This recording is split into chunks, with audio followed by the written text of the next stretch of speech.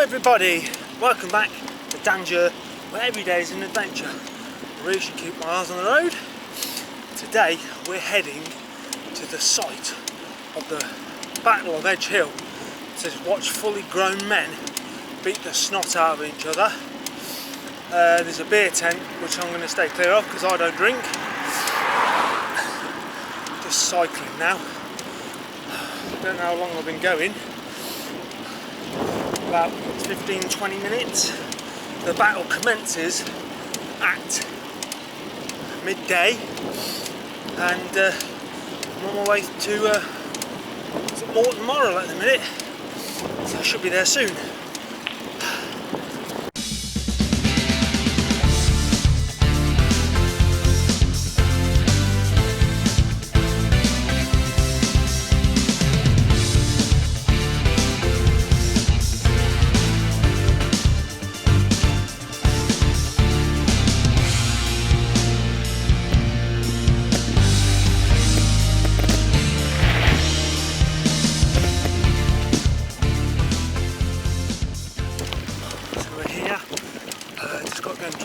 Off at the farmhouse if I can get around, because they've been funny about how you get into this place.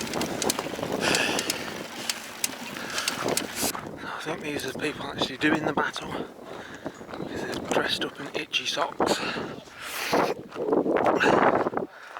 Oh, I'm so knackered. Need a rest.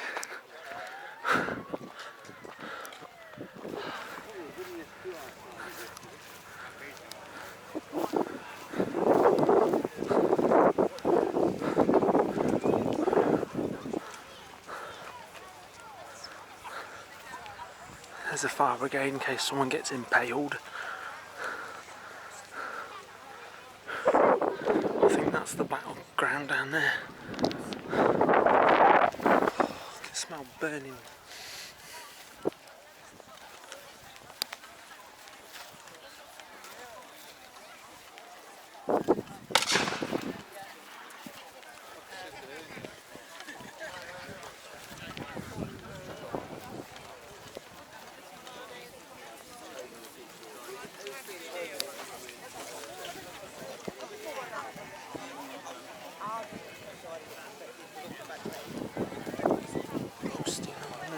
Fire,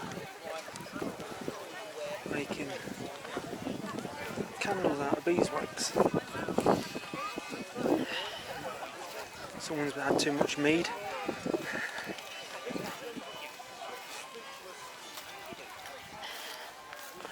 Lots of guns. Copy of 17th century deck of cards. Yeah. All the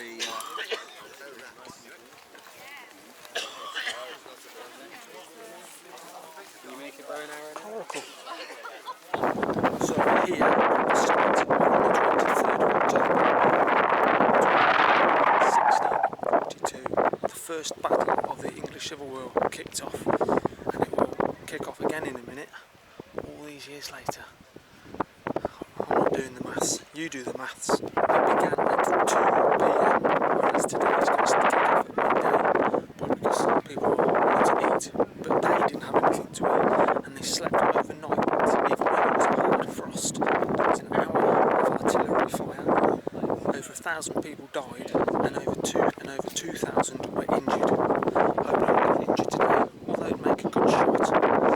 Picking these big strapping lads to stand as his lifeguard.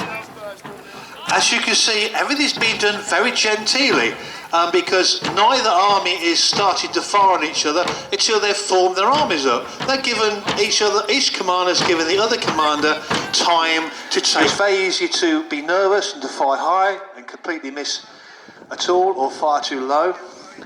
And each musketeer would carry about 15 rounds. And then they'd have to be resupplied. Now we're going to explain to you quietly and hopefully intelligently what the arms of the army are. There we have the pikeman, the musketeer, cavalry and artillery. So I'm going to hand you back now to Alec. I know she can see the Parliament, which is now... well, then we're not supposed to be able to see them, but if you look over to the right-hand side of the field, you can see the army. I've been studying the manoeuvres of a great general from Sweden, Gustavus Adolphus, who was the king of Sweden, and he had come up with this particular formation to create a strong barrier, and it was called Swedish formation, and it looks like a checkerboard. So everybody is in their particular positions. You can see the army is now moving into place, being watched carefully by the Lord General, so that they are going to exactly where it is that he wants them to go. And crossing in front of us now is Charles Gerards, who are going to be forming the centre of the block. You can see the colour being flourished there, very important, a vital part of the pride of the regiment. Then there are the gentlemen of the pike.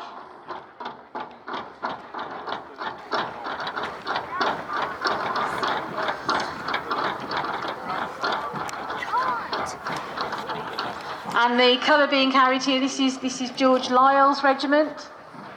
That communication happens because as the lines get stretched out, it becomes really difficult to communicate from one end of the line to the other. Yes, in fact, there's little rhymes were taught the soldiery. They just wore the clothes they wore every day. And I've been very cunning because actually I'm a parliamentarian.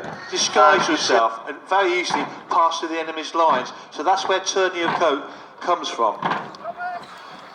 Right, the group that are moving into the left-hand side of the field from where I'm sitting, this is the King's Lifeguard. So this is the particular group of troops that have been allocated to carry the King's honour on the field. Interestingly enough, they weren't particularly of a noble group. They are made up, a great deal of them, with Nottinghamshire miners. And bleating like sheep because that's what they do. And right at the back, a very large contingent of musketeers. On this particular side, we're going to have a special army. The king has decided that he's going to come and talk to his troops, and make himself visible to his troops. Now, for some people, this might be the only chance they get to see the king. So, it's a very important moment for the king because this is going to be the big decisive battle. This is going to make all the difference. This is going to prove that he was right all along and that Parliament should stick to what he says. It's a very important thing for him because not only is he here, but he's also those people who are trying to get hold of the money. A lot of people are fighting because of the imposition of taxes. Charles I was an extremely expensive king. He not only tried to propagate wars against other parts of the nation, but he also had expensive tastes, busily building himself luxurious. Well, there we have the answer to that question. The king blinked first, and he's making the first stupid mistake. He's giving up the strategic hill. Now, no one knows why he did this. Perhaps he just got carried away with the excitement of the day, but this was the last thing any tactician would do, would lose the advantage of the hill. So it looks splendid, but tactically it's stupid. Parliament seeing this are encouraged, and the Parliament cavalry has still not made itself seen, but still the king will advance. It's very good. I might say this, I'm very impressed with the order of his troops today. This is his Oxford army. They drill quite well. Ali, this is a big surprise to me. I didn't realise the king had such well-drilled troops. No, they're behaving immensely well. But as you say, they've given up the high ground. Military chicken, and somebody blinked first, and it happens to have been the Royalist forces. They've now taken themselves off the high ground, and they're heading towards the army of Parliament, which means Parliament has not moved. They have not changed their position. But you can see now that they are on both sides. They're starting to throw their colours forward, so you can clearly see all of the barber surgeon. Well, we're talking about a period of time when we're at the very early stages of any kind of understanding of medicine. Now, there are some skilled people out there in terms of creating medications. Well, the Royalist Lord General, to show his haughtiness, has actually turned his back on the enemy and has just proceeded to review his soldiers. So obviously he's showing his total and utter disdain to the parliamentarian fire. King again. And this is Alex, cover your hands in.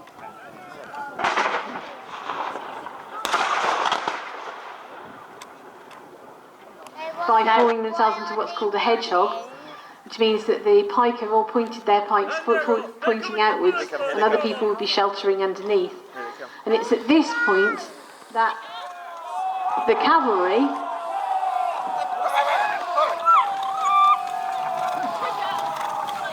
having attacked Parliament decide to follow up their directly behind them. Look at them go. How is that going to affect these inexperienced troops? Because this is really terrifying to see the cavalry come charging through. Are they going to hold, or are they going to break and run?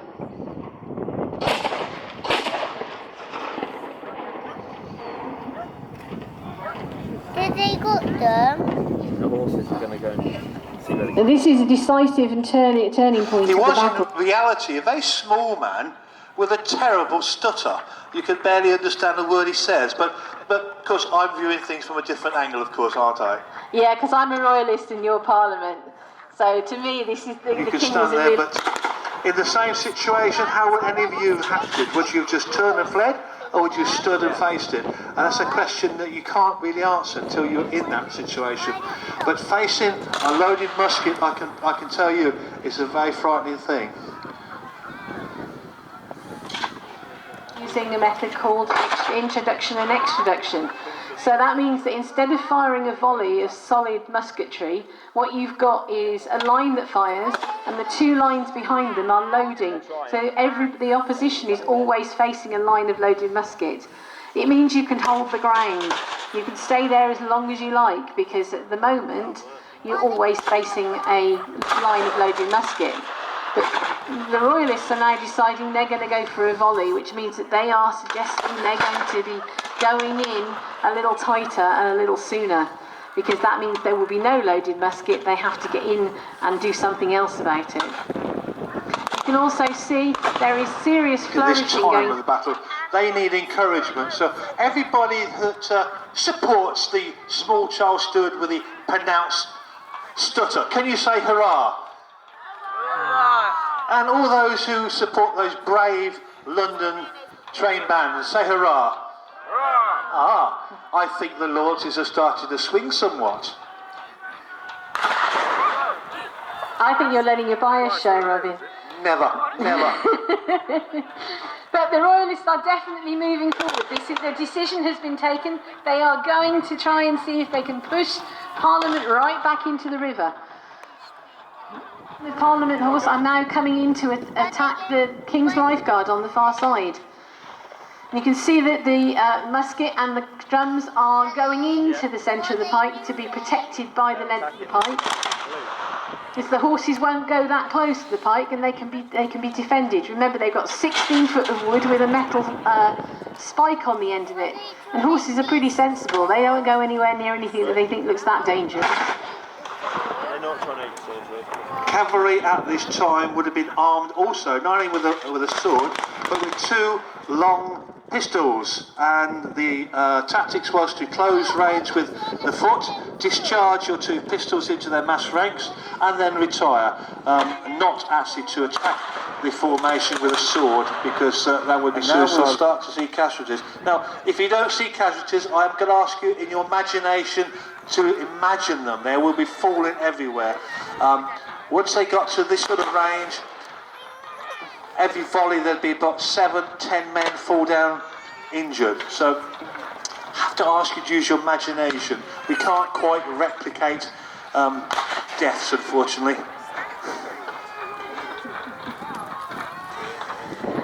Perhaps this is a point at which we should say something a little bit about the sealed knot itself. The sealed knot has been going for a significant amount of time now, having been formed in the late 60s. And some of these regiments, including my own, are now nearly 50 years old. Armed in front of the commentary box here. But this moment, because John Smith is being congratulated and he is being made a Knight Banneret, and this is the last time in history that somebody is actually knighted for their services on the battlefield. So this is a remarkable achievement, and it's very significant that Parliament was not able to keep the Royalist standard, a moment of real heroicism.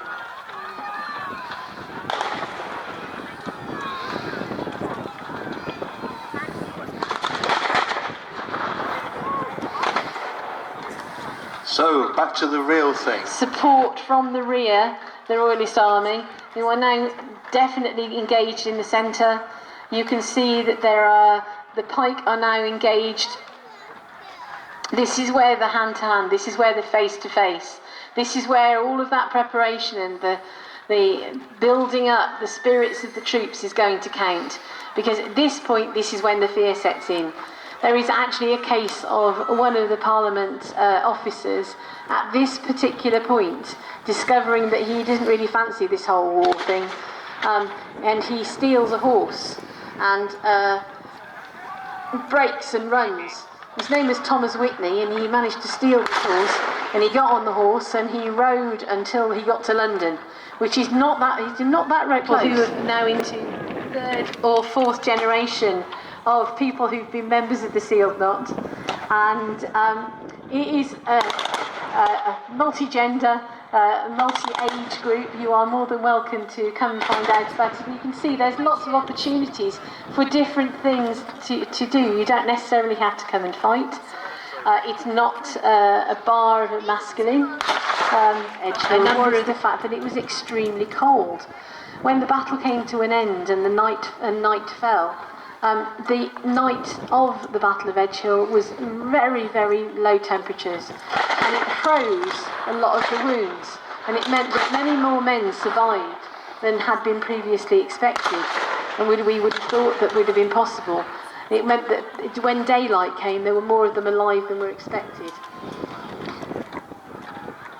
Now, a barber surgeon was somebody who was left-hand side of the battlefield from where I'm sitting, because it means that the troops have had to break off and form into hedgehogs to protect the musketry and the civilians who are on the field. That means they're no longer actually fighting each other, they're just trying to protect themselves. You can see the cavalry are now engaged with each other around these hedgehogs. You can hear the clash of steel as they're trying to get past those long 16-foot pikes. That's taken all the momentum out of the Royalists who are learning on the job at the expense of some very brave men who are being asked to fight well beyond what would normally be the duration of a battle.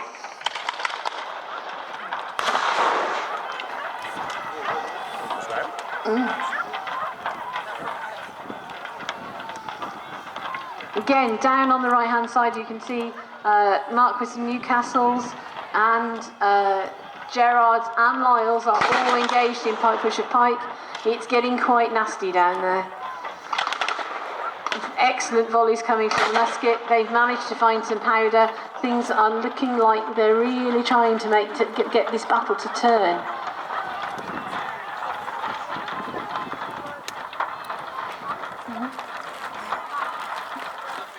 You can hear the drums trying to extol the troops to give their best effort, because they've been fighting for some time now and it's hard work. Yeah, okay.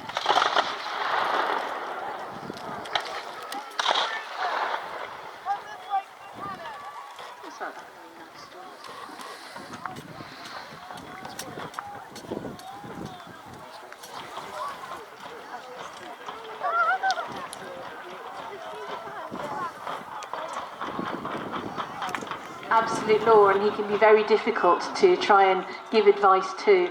I don't envy the King's Herald in trying to give him instructions, particularly when it's something that he matters about.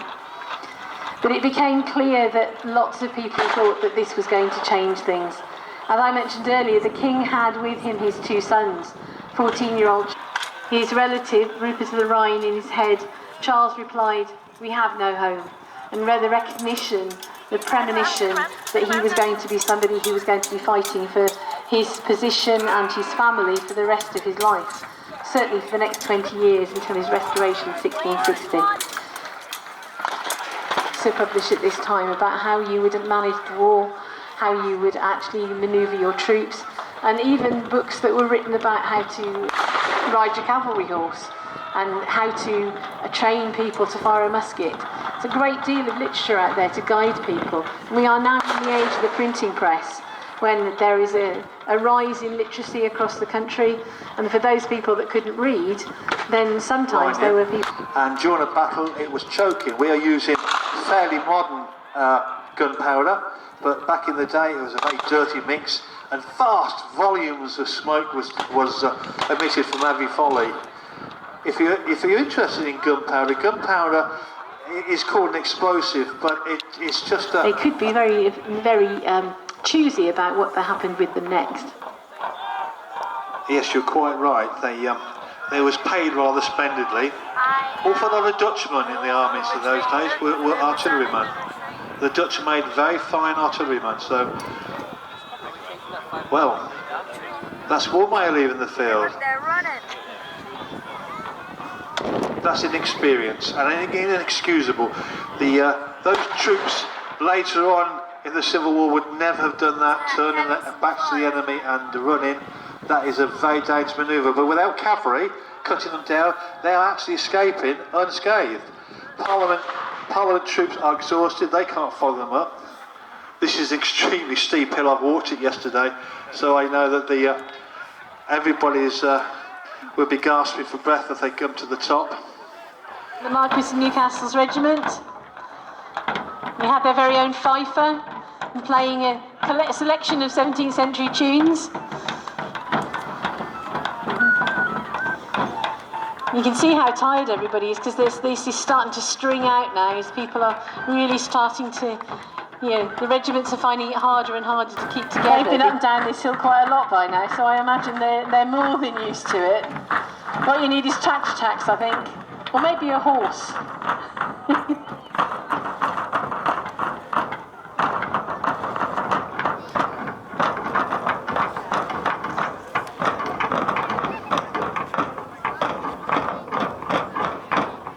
We might have been located in one particular part of the country.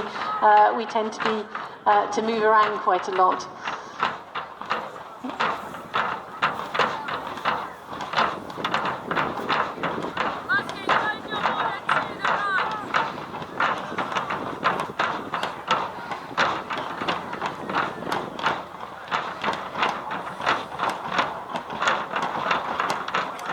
Interested, we do have another event next weekend at Hartlebury Castle in Worcestershire.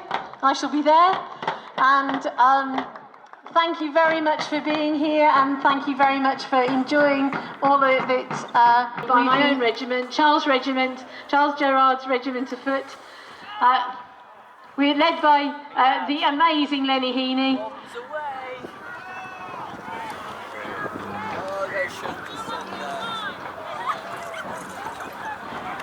You'll see that Charles Gerard wear yellow stockings. It's not necessarily a historic thing, but it is something that we've adopted. It's a symbol of... So there we have it, the Battle of Edgehill. No one was murdered or maimed. It was a good time. I hope you enjoyed it as much as I enjoyed it. See you all next time. Take care of yourselves. Stay safe out there.